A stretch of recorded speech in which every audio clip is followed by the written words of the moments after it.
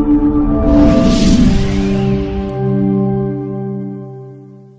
are you, sir? I'm good, Mr. President. Thank you very much for seeing me. Yeah, thank you very much. And congratulations, by the way. The COP has come out very well. Thank you. Thank you. Thank you. But your organization is great. Well, if you have any complaint, I'm ready to hear. Especially Sultan. Sultan has been fabulous. He's Prime Cabinet Secretary and Minister for Foreign Affairs. Minister for Finance. Very important. Very important man with a checkbook. Minister for Environment. I think more important. We met during the pre-conference. Yes. Mr. President, I must congratulate you. It's really, I mean, apart from the organization, Nairobi, he also helped us to galvanize the Africans, so everybody was looking forward to the marriage.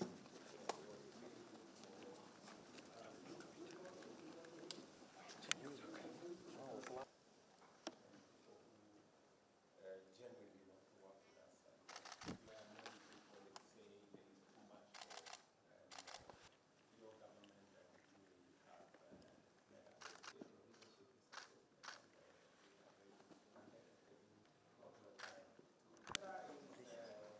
Sorry, sir, please. We can do that. Okay, guys. Yes.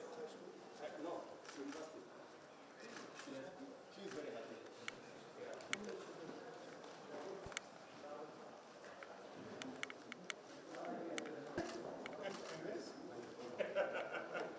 I thought I was working very hard. Thank you. God bless you.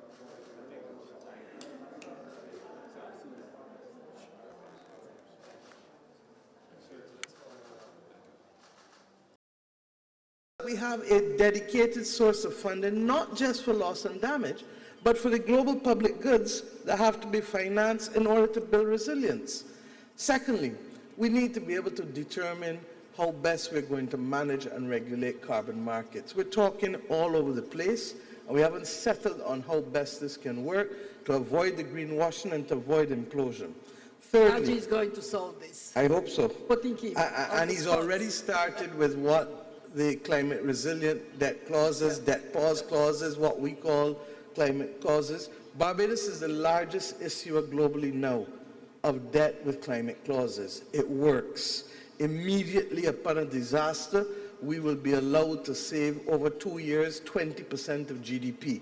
That makes sense because I don't need to be paying debt when I should be providing shelter or providing food immediately after a disaster. And we learned the hard way when Dominica had to pay money immediately upon that. And the last point I want to make is where and how are we going to make decisions? Because that is what is holding us back. We get here, we talk.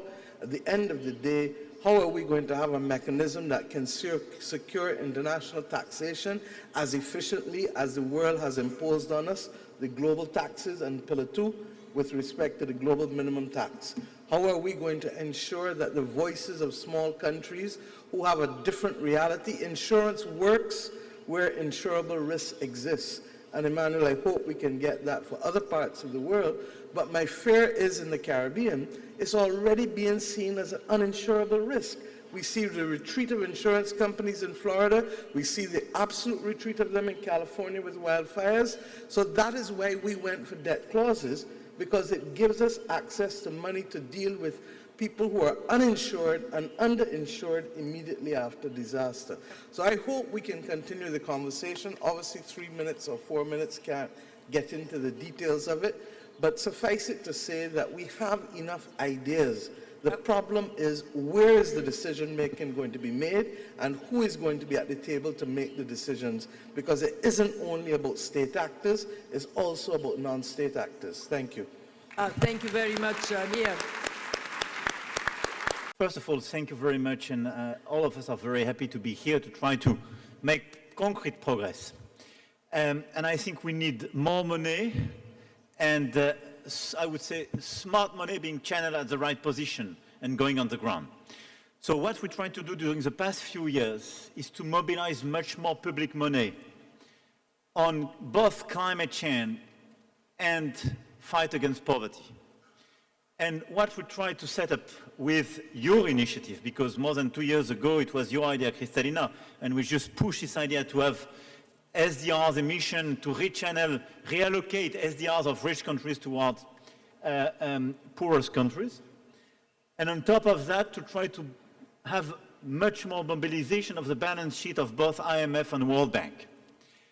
And what we are building now with the Paris Pact for People and Planet is a very simple approach. Number one, nobody has to choose between fight against poverty and climate change. Because it was a protest of a lot of countries in Africa, in Pacific, in Latam, saying, okay, you are lecturing us on climate change, but you are not given money in order to fix poverty and inequalities in our countries. Fair point. Number two, the way to fix these issues should be a national one. It should be decided by people in charge, and each country has decided its own way. This is a matter of objective, but it's not a unique model, a one-size-fits-all to be decided in Washington, D.C. or Brussels or Paris. Doesn't work. It's a national approach. Exactly what we launched in Glasgow with the JETP, what we are launching with the country forest package for biodiversity, a country-by-country approach. Third point, we have to mobilize much more money. And what we decided, and we launched in Paris, followed up in Nairobi, New York, and here is we are multiplying by 3 the mobilization of money between IMF, World Bank, and finance in common. And I want to thank as well all the multilateral banks and development banks being present. And fourth, we need much more private money. So I think we improved because, for instance, on SDRs, we are at 110, something like that, and even more thanks to the commitment of EAU today. We have the Loss and Damage Fund, which is part of this initiative, and I want to thank Mia because it was an idea launched in Bridgetown Initiative. And we will commit up to 100 million on this issue and this fund to be clear. But I think we need much more. And we need a series of clarification. And I just want to complete this agenda and the 4Ps approach by 3 elements being part of it. One, on loss and damage. We will have to prepare to simplify the governance, and this is why I say up to, given the governance, because we should distinguish intermediary revenue countries and poor countries. We will have to give a very open mandate for the governance because it should not be over-monitored, and we discussed that with Ajay. And we should be very careful on 2 things on loss and damage. Number one, it should not be a substitute of insurance and reinsurance business. Because for a lot of countries, this is their job. And we have to rethink and, I would say, reframe the financials. But it should not be taxpayers' money of certain countries to pay instead of what the insurers will leave. Otherwise, we will create a big disorder in this world. And the second point is in terms of contribution. All those who contribute to the situation should be part of it. And we should not forget prevention. And this is why, thanks to the SDRs, what the IMF is financing in a lot of countries are prevention actions. Yes. And it's very important because it's much more profitable than just financing loss and damage, because it's too late. I think we have to focus in the months to come on 2 additional things. One is how to have a better carbon market. We have a lot of private money. We have to be sure that this private money is fairly and rightly channeled toward the right actions. And this is the work we launched with Rishi in order to refund carbon market and to work together on biodiversity credits. But we need now a market in order to take into consideration the right carbon and biodiversity impact in order to channel private finance to the smart actions. And my last point is, clearly, we have private money, we have public money on our commitments, but we need international tax. I want to thank my good friend William Ruto, because we conceived that in Paris and in Nairobi during the summit, launched this initiative, and during this COP, we launch very clearly, and we start this task force for international taxation. And the idea is to have now this working group, because this international taxation should finance fight against poverty and climate change actions. And this task force should report next year, next week would be super, I would love, next year, and in order to find a compromise, but to make it in action for COP30 in Brazil. This is, for me, very good compliments to what we launched and what we are delivering. All in all, what we are doing in concrete terms is a complete reshuffle of our global governance. And I just want to conclude on that. The point is, our current architecture is no more adapted to our challenges. We need much more money. We need a better articulation between public and private. But we do need much more inclusiveness. A lot of countries today didn't exist where these institutions were created. They have no voice in our institutions. And this is why part of these actions and these concrete actions is as well now the reshuffling in the years to come of our common financial global architecture. What are the messages you want to bring? And out of the experience of Ghana, what do you want this new framework for climate finance to deliver for you? So thank you very much indeed, Kristalina. I don't know whether you're responsible for the panel, but I'm grateful to be a part of it. Thank you very much for it. And also, of course, to our hosts for bringing us all here together and the work that they're doing. I think there are two or three things that, for me, are critical. First of all, the sums of monies that are required by the vulnerable. There are 56 countries involved in the Climate Vulnerable Forum, which at the moment Ghana chairs, but which is going to be chaired very soon by Prime Minister Mia. We now have an independent secretariat, which is hosted in Accra, and the former president of the Maldives, Mohamed Nasheed, is the one who's going to be the new Secretary General. So we're going to have a formidable leadership, Mia Motley and him, to carry on the work of the thing. I think the first thing is recognize the scale of the problem. We're talking, and Prime Minister Narendra Modi spoke about it when he spoke, and we're talking about trillions of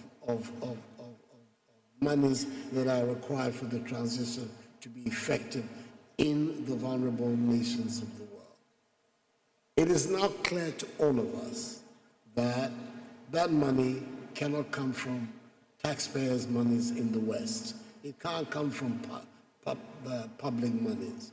It has to come from the private sector, where the trillions of monies available in the globe are. And I think that points to one immediate solution for us. To what extent institutions like your own, the IMF and the World Bank, can become bridges for countries like my own and the vulnerable countries to be able to access these funds. Historically, the monies that we have access to have been the most expensive monies in the world. We're the poorest people on the globe. And when we borrow money, we pay more for it than those who have money. That is a situation that has reversed. And it can only be reversed if the World Bank and the IMF become this catalyst for being able to access the large monies that are out there. And I think that for us, from what we have seen in Ghana, is something extremely important. That is one of the important decisions that have been taken by the Climate Vulnerable Fund, which Mia Motley and Nasheed are going to carry on. The second, of course, is the issue of the voice. Yes. The decision that has been made by the IMF to have this third as it were, voice for us is a very welcome one. But we want to see that trend carried across all the global institutions, that there is now an effective representation of those who have not been represented before, especially the Africans. Because if decisions are going to be made of the magnitude that now has to be done, those who are affected have to be there to be able to make sure that the decisions are the right ones that are going to be made. So that's the second and absolutely key aspect. And thirdly, the mindset. We've lived so far on the assumption that some people have to be poor for others to be rich. That mindset is what is at stake in the whole climate discussion. Because for it to succeed, for us to be able to make the transition that will enable all of us to live in this planet in an equitable and successful manner, we all have to see ourselves as part of one family. That has not been the picture up till now. Are people now prepared to recognize that we can create a world where there'll be prosperity, will be even and broadly based?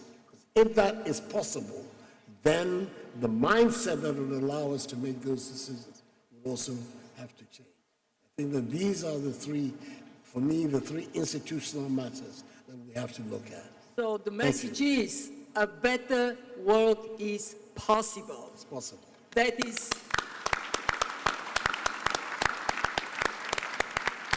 You mentioned President William Ruto, the Nairobi Declaration, the Africa Climate Summit. It was remarkable, bringing the continent to seek into the future a transformation of how energy is being supplied, how agriculture is being managed, how forest becomes an asset standing, not being chopped down. President Ruto, you talk about green industrialization for Africa being once-in-a-lifetime opportunity. What do you expect from finance, from the discussion we have today, so this opportunity is realized? What is your vision? What is your ambition? Thank you very much, Kristalina.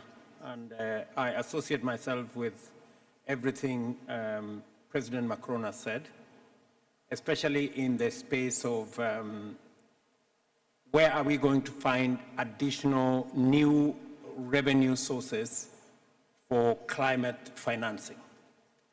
The Africa Climate Summit brought African leaders together. And for a very long time, Africa has been in the corner of problems. We're trying to move Africa from being in the corner of problems to the corner of solutions. And we stated very clearly that we have ideas, we have suggestions, we believe Africa has the greatest stake in contributing to the solution around climate change. And we got ourselves here, this problem of climate change, because of energy, fossil fuel energy. We will get out of here again because of energy, renewable energy. And that renewable energy is in abundance in Africa. And that is why we believe that we are very well positioned to be part of the solution to the challenge we have today, so that, as Macron says, no country is left between making a choice between development or climate action. So we made a conscious proposition in the Africa Climate Summit. Number one, we said we are positioning Africa with our assets, that Africa has huge potential. We have 60% of the world's renewable energy. We have 40% of the world's minerals that can be used for transition. We have the largest, maybe 2/3 of the world's uncultivated arable land. We have the world's youngest population. So we have real assets that we can bring to the table to solve the problem of climate change and to solve the problem of development. And that is why we said 3 things are therefore very important. With our assets, we believe that the solution going forward is how do we tap into the huge green energy opportunity, potential and opportunity in our continent. We are lacking technology and we are lacking capital. And therefore, 3 things come into the equation. Number 1, how do we unlock the resources that have been committed? Whether it is in loss and damage, and I'm very happy that we've made progress in the last few days, thanks to UAE and other partners. How do we then look at the international financial architecture? How do we empower World Bank? How do we empower the IMF to do more concessional funding? How do we reorganize their governance so that those countries that did not exist, many of them in Africa, when the IMF and the World Bank were brought into being, how do we get them to have a say? How do we speak to recapitalizing these multilateral development banks? How do we improve on liquidity, the subject SDRs that President Macron was talking about? How do we deal with the real issue of exaggerated risk that is destroying African governments? You know, how do we de-risk African investments? And how do we bring on board finances from the private sector? And therefore, ultimately, we came down to green industrialization is a big opportunity. Big opportunity, why? Because we have the green energy. We have the green raw materials, whether it is bauxite, whether it is steel, whether it is iron ore. We can export very many green products out of Africa, whether we're talking about bauxite, aluminium, steel, green products to Europe in terms of food products. So Africa has the potential. We have the opportunity. We have everything that we need to power our green industrialization. And that is the reason why we are very clear about what is lacking. That is climate finance. And that is why we are willing to go all the way to the launch we are going to make in this scope of a new framework, what we called in Nairobi a new global financing charter. We're going to have a global financing framework according to UAE. And we are going to have here another framework aligned, synergized, so that by next COP, we will have a new financial pact that brings on board resources. How do we collect additional resources? Is it tax? Is it carbon pricing? How do we leverage on carbon markets? How do we bring into the equation all the issues around natural carbon sinks, whether they are our forests, whether they are our peatlands, and majority of these are in the part of the continent we come from. So we believe that Africa can make a huge contribution with our assets if we were to agree on how financing can be obtained, and we are ready and willing to play our part, including making a contribution in the new financing framework. Excellent. Thank you very much. Look,